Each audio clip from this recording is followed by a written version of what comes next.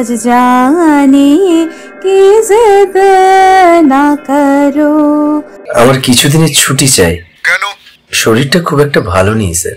এ কি রে, তোর কি হাল হয়েছে? সপ্তক, তোর ঠিক কি হয়েছে আমাকে একটু খুলে বলতো। তুই বিশ্বাস করবি না। বুঝলে বাবা সপ্তক, জীবনে অনেক অভিজ্ঞতা অর্জন করেছি এই পেশাতে, কিন্তু এমন অভিজ্ঞতা আমি কখনো শুনিনি।